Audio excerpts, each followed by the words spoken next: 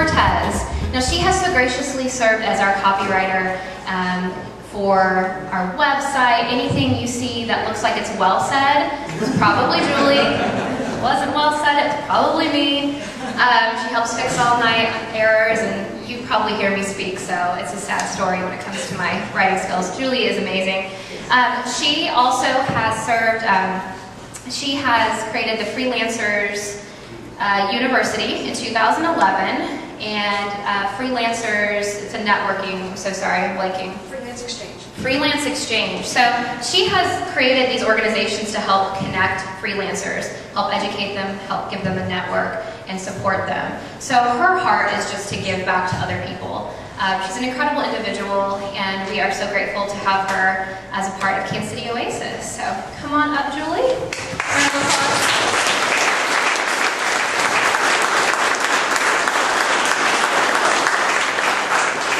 Helen, those were really, really kind words. Anyway, I kind of feel like I'm at an AA meeting. Hello, my name's Julie and I'm a heathen. Anybody else feel like that? Okay, so maybe it's just me. I guess I have a really unique story to tell because I was not brought up Christian at all. I was actually born and raised Jewish. Are there any other former recovering Jews in here? No, still. Yes? Oh, maybe. Okay, great. So I've always kind of felt like an outsider. I've always been a minority and felt like I really didn't fit in. Judaism to me, while I appreciate the religion and I respect it, I never really bought into it. I was often bored, you know, and I didn't understand why I was being forced to learn all of the stuff and go to synagogue when I didn't really believe any of it. I went to Sunday school. I had a bat mitzvah when I was 13, when supposedly you become an adult.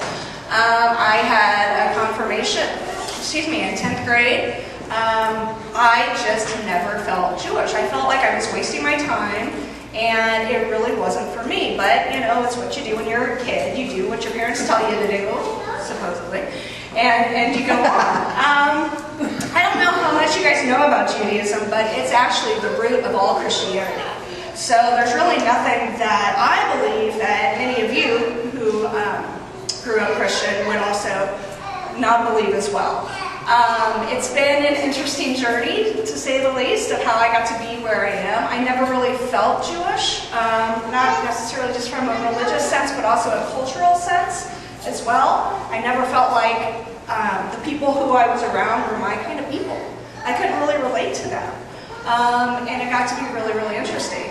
I love it when people tell me that I'm going to hell because I don't believe in Jesus. And I laugh because I'm like, you realize Jesus was a Jew, right? So I guess I'll see him there. And they don't get that concept at all.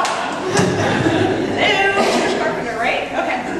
So anyway, you know, I grew up and my parents were always big on, hey, you know, you need to marry Jewish and whatnot. Okay, I don't really care, but maybe I'll try. Actually, right out of college, I went to my first Jewish singles event on Christmas Eve because there's nothing else to do for Jews on Christmas Eve. So we had a big party, and I met my now ex-husband there, a nice Jewish boy from Mission Hills, and it was ridiculous. Quite honestly, I call that my starter marriage. I kicked his ass to the curb and moved on, and I was like, you know, I'm not really buying into this Jewish thing anyway. I'm going to date whomever. Ended up marrying my best friend, who is a nice Catholic boy, and that was really interesting too, because merging, you know, families, Jewish and Catholic, two totally different sides of the spectrum. Oh, and he's German too. So my mom loved this, you know, Jewish people, yes, shall we be Catholic? So, yeah, I'm already going to hell in a handbasket, might as well make it worse. But Chris is awesome, and we took some interfaith classes before we got married and talked about, okay, how are we going to do this? Because neither of us wanted to convert, but we were very respectful of each other's backgrounds. You know, he'll go to synagogue with me, I'll go to church with him, but only on the big holidays, you know, Easter, Christmas, or you guys know what the Jewish big holidays are, Rosh Hashanah and Yom Kippur.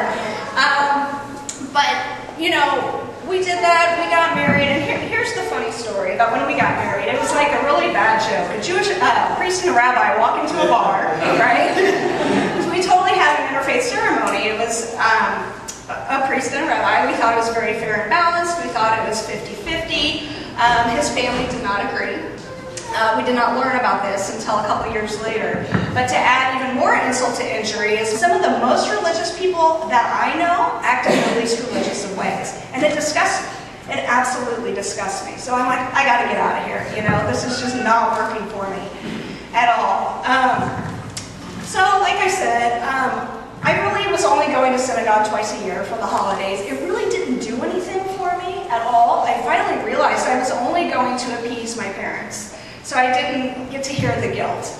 My husband and I laugh that there's guilt on both sides of the spectrum because the Catholic guilt comes from the church, but the Jewish guilt comes from your mother. There's very much truth to that, for sure.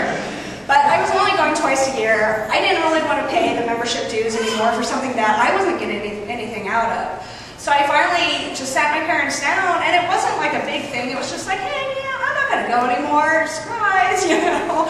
And my mom wasn't real happy about it, but she was okay. She understood, and I just said, you know, it's not worth it for me. I feel like I'm wasting my time, and it doesn't do anything for me. And I've always been one of those people, like, speak your truth.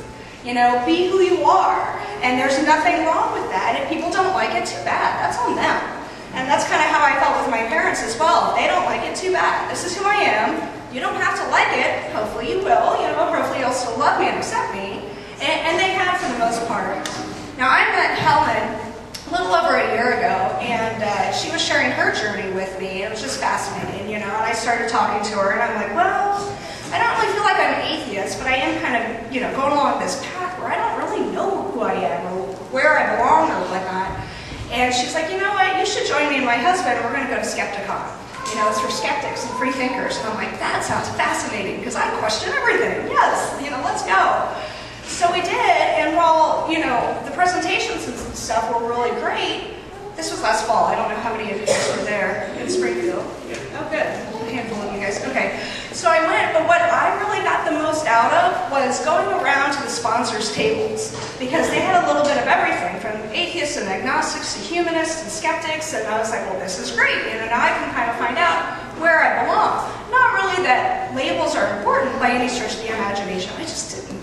No, I certainly didn't feel like I was atheist, and I don't know if I'm agnostic, and it depends on who you talk to exactly what those terms mean, right? All I know is that my religion is peace and kindness and treat others as you want to be treated, right? That's my religion, and that's when I found the Humanist Association, and I'm like, huh, they kind of preach this, you know, be kind. I'm like, that's my religion. I can totally follow that.